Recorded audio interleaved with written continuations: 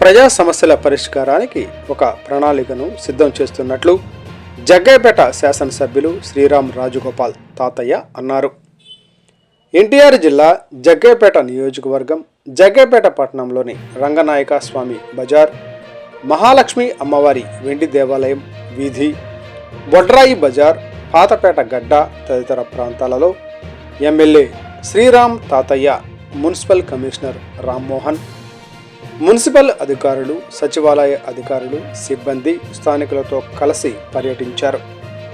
ఈ సందర్భంగా స్థానికులను సమస్యలు అడిగి తెలుసుకున్నారు.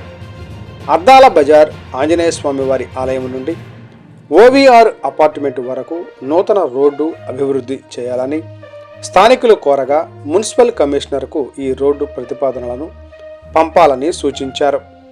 బొడ్రాయి బజార్లో పారిశుద్ధ్య నిర్వహణ సమస్యను స్థానికులు తెలియజేశారు. సమస్య ఉత్పన్నం కాకుండా వెంటనే చర్యలు తీసుకోవాలని శానిటరీ అధికారులకు ఆదేశాలు ఇచ్చారు. రంగనాథ స్వామివారి గుడి నుండి పాతపేట గడ్డ వరకు ప్రధాన వీధిని దశల వారీగా అభివృద్ధి చేయడం జరుగుతుందన్నారు. ఈ సందర్భంగా విలేకరులతో మాట్లాడుతూ నియోజకవర్గ వ్యాప్తంగా ప్రధానమైన సమస్యలను ఒక ప్రణాళికను సిద్ధం చేసి వాటిని పరిష్కరించనున్నట్లు తెలిపారు. స్థానికులు తెలియజేసే సమస్యలను యుద్ధ ప్రాతిపదికన పరిష్కారానికి కృషి చేస్తున్నట్లు వివరించారు.